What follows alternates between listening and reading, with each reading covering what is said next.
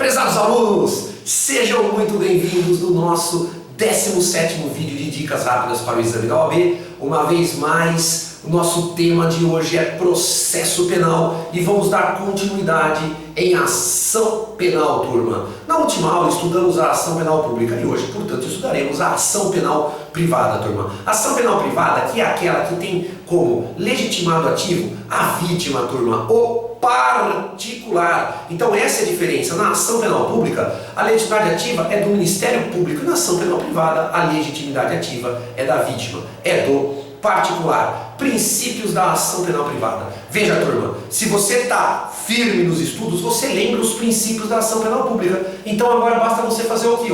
Pensar exatamente ao contrário. Os princípios da ação penal privada são exatamente o contrário, turma, o oposto dos princípios, das características da ação penal pública. Então aqui pensa ao contrário, exceto um que eu falo, o único que é igual. Veja, o primeiro princípio da ação penal privada é o princípio da oportunidade. A vítima ou particular não tem a obrigação de entrar com a queixa-crime, de ofertar a ação penal privada. Ela entra apenas se ela quiser, ela tem a faculdade. O nome desse princípio é oportunidade. Segundo princípio da ação penal privada é a disponibilidade.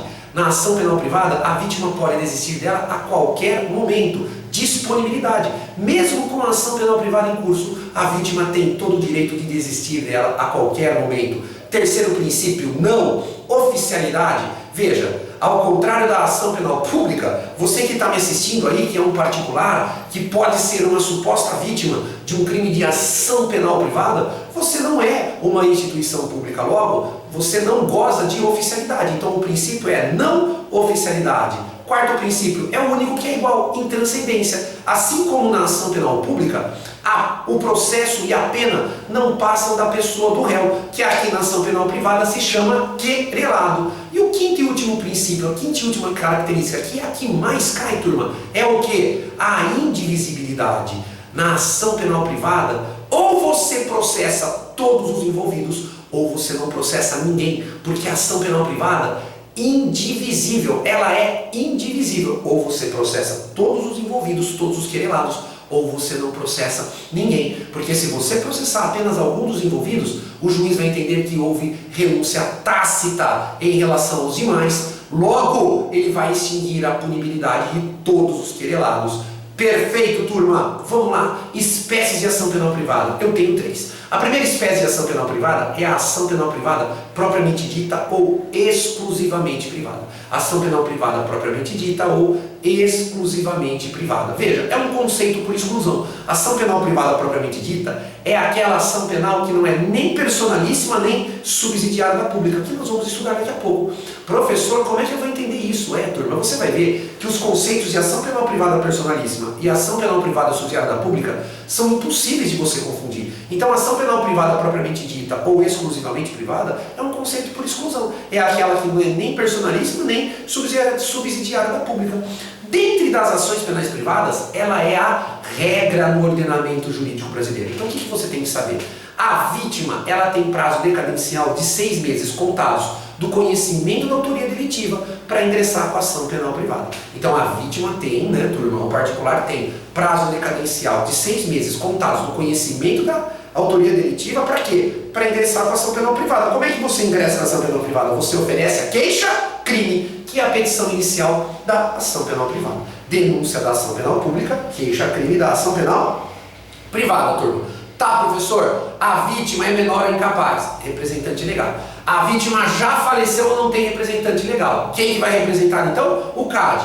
Cônjuge, ascendente, descendente, irmão. Cônjuge, ascendente, descendente, irmão. Os interesses colidem, o juiz nomeia um curador especial. Professor, se no meio do processo de ação penal privada propriamente dita, a vítima vier a óbito, o CAD pode assumir a ação? Pode. É por isso que ela é uma ação penal privada propriamente dita ou exclusivamente privada. Dentre das ações penais privadas, ela é a regra. Aqui está o crime de calúnia, difamação, injúria, dano simples, exercício arbitrário das próprias razões, dentre outros. Perfeito, senhores. Beleza. Ação penal privada personalíssima. Por que ela é personalíssima? Porque só a vítima pode ingressar com a ação penal privada. Como é que é, professor? A ação penal privada personalíssima, só a vítima pode ingressar com a ação penal privada. É por isso que ela é personalíssima. Quantos crimes são processados por ação penal privada personalíssima? Eram 2. Com a abolício crimes, com a revogação do adultério, sobrou apenas o que, turma? Sobrou apenas o crime de induzimento a erro essencial ou ocultação de impedimento matrimonial, que é o artigo 236 do Código Penal, turma. Claro, eu vou te ajudar, exceto a bigamia, porque a bigamia é o 235 e já é um crime autônomo. Veja, turma, veja, esse crime lá do artigo 236 do Código Penal é o único crime promovido por ação penal privada personalíssima. Só a vítima pode entrar com uma ação penal privada. E se no curso do processo a vítima vier a óbito, teremos a extinção da punibilidade pela morte de quem, turma? Do querelante. Querelante que é o autor, que é a vítima. O CAD aprende isso. Ele não pode iniciar e nem assumir, porque a ação penal privada ela é o que? Personalíssima. Professor, a vítima tem prazo para ingressar com essa ação penal privada? Tem. Prazo decadencial de 6 meses. Mas aqui que mora, turma, um grande detalhe, a grande pegadinha da questão. Esses 6 meses são contados da onde? É do conhecimento da autoria delitiva, professor? Não, ó, a resposta está no próprio artigo 236 do Código Penal. 6 meses contados do trânsito em julgado da sentença civil que anular o casamento. 6 meses contados do trânsito em julgado da sentença civil que anular o casamento. E para a gente encerrar, turma, a última espécie de ação penal privada é a ação penal privada subsidiária da pública. Não dá para confundir, porque olha, por que ele é subsidiário da pública? Porque inicialmente a legitimidade ativa para processar é do Ministério Público. Veja, é um crime de roubo. Quem deve processar o réu? O Ministério Público. Porém, diante da inércia do Ministério Público, vai nascer para a vítima um direito. Qual direito? De ingressar com uma ação penal privada, aonde deveria existir o quê? Uma ação penal pública. É por isso que é a ação penal privada subsidiária da pública, turma. Diante da inércia do MP, nasce por particular o quê? O direito de ingressar com essa ação penal privada. Professor, mas quando que o Ministério Público é inerte? Veja, quando o Ministério Público recebe um inquérito policial concluído, ele tem 3 alternativas. Ou ele oferece a denúncia, ou ele pede para devolver a delegacia para novas diligências, ou ele pede para o juiz o quê? O arquivamento. Professor, se ele tomou qualquer uma dessas 3 situações, ele foi inerte? Não. Então, nessas 3 situações, não caberá ação penal privada subsidiária da pública. Mas então, professor, quando será cabível a ação penal privada subsidiária da pública? Quando o Ministério Público deixar ultrapassar o prazo para oferecimento da denúncia e nada fazer. Professor, então o promotor tem prazo para oferecer a denúncia? Tem. 5 dias para o réu preso e 15 dias para o réu solto. Então, se a prova falar para você que o réu está preso, no 6º dia o Ministério Público ainda não ofereceu a denúncia, também não pediu novas diligências, também não requereu o arquivamento, veja, nascerá para o particular o direito de ingressar com uma queixa-crime, ou seja, uma ação penal privada subsidiária da pública. E se o réu está solto, qual é o prazo da denúncia, professor? 15 dias. Então, no 16º dia, nasce para o particular o direito de ofertar a queixa-crime, turma. E dentro do prazo o quê? De 6 meses, turma. Mas veja, de novo, não é uma obrigação, é um direito, turma. E aqui é importante ainda falarmos da súmula 714 do STF, turma. A súmula 714 do Supremo Tribunal Federal fala que o funcionário público que sofrer o quê? Crime contra a honra no exercício da sua função, ele pode optar se ele quer ação penal privada ou ação penal pública condicionada à representação da vítima. Não entendi, professor. O Código Penal fala que quando o funcionário público é exercido, é ofendido no exercício da sua função, a ação penal seria pública condicionada à representação da vítima. Só que o Supremo flexibilizou a regra do Código Penal na súmula 714. Então lembra, se o funcionário público quiser contratar um advogado, ele pode ingressar com uma ação penal privada? Pode, turma, sem problema nenhum. É ele, funcionário público, que escolhe se ele quer ser, né, turma, se ele quer ver o seu ofensor ser processado por ação penal pública ou por ação penal privada, turma. E aí é importante ainda, para encerrar o tema, ficar bem completinho, uma aula de ação penal privada, nós falarmos das causas especiais de extinção da punibilidade na ação penal privada. Mas veja, turma, guarde isso. Essas causas especiais não se aplicam à ação penal privada subsidiária da pública. Por quê? Qualquer uma dessas causas, o Ministério Público retoma a ação penal, porque a titularidade era dele nessa ação penal privada subsidiária da pública. Então vamos lá, quais são essas 4 causas especiais? O primeiro é a decadência, a gente já viu. Na ação penal privada propriamente dita, o particular tem 6 meses para oferecer a queixa-crime, mas contados o quê? Do conhecimento da autoria delitiva, sob pena do Estado perder o direito de punir. E na ação penal privada personalíssima, 6 meses contados o quê? Do trânsito em julgado da sentença civil que anulou o casamento, sob pena do Estado perder o direito de punir. Segunda causa distintiva da punibilidade especial é a renúncia. Lembra disso? A renúncia é sempre antes da ação penal, então antes de oferecer a queixa-crime, e ela é unilateral, ou seja, ela independe da concordância, o quê, turma? Do réu, tá? Por isso que a renúncia é antes de oferecer a queixa-crime e ela é unilateral. Lembrando que a renúncia pode ser expressa ou tácita, turma.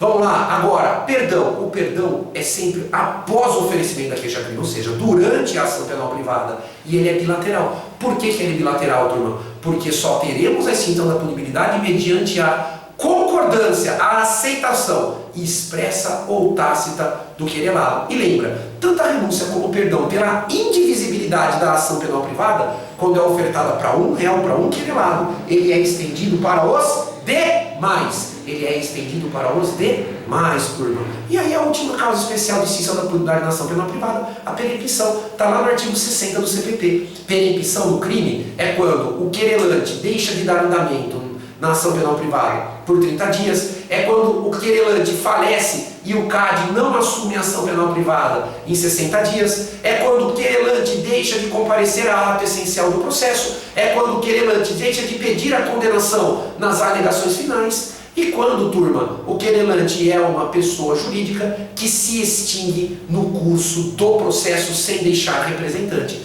Perempção, artigo 60 do Código de Processo Penal, decora as hipóteses da perempção que a OAB adora perguntar sobre elas. Vamos lá, turma, para terminar aqui a nossa aula, vamos resolver aquelas duas questões tradicionais de todo fim de aula, turma. Vamos lá? Vamos rapidamente, então, responder essas duas questões de ação penal privada. Vamos lá.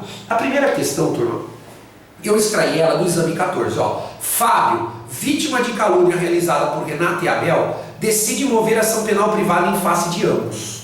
Após o ajuizamento da ação, os autos são encaminhados ao Ministério Público, pois Fábio pretende desistir da ação penal privada movida apenas em face de Renato para prosseguir em face de Abel. Diante dos fatos narrados, assinale a opção correta. A ação penal privada é divisível, logo, Fábio poderá desistir da ação penal apenas em face de Renato? Errado. A ação penal privada ela é indivisível, então a alternativa A está errado. B. A ação penal privada é indivisível. Legal. Logo, Fábio não poderá desistir da ação penal apenas em face de Renato, turma. Certo ou errado, professor? Certo ou errado? A alternativa está correta, turma. Por quê? Se a ação penal privada ela é indivisível, o perdão ofertado a um será o quê? Estendido ao outro. Mas lembra, o perdão é bilateral. Logo, se o Fábio desistir apenas em relação a Renato, veja, o juiz vai estender o perdão para Abel, e se o Abel não aceitar, o processo continuará contra ele. Perfeito, turma? C. A ação penal privada é obrigatória por conta do princípio da obrigatoriedade da ação penal. Errado. A ação penal privada ela é o que, turma? Facultativa, princípio da oportunidade.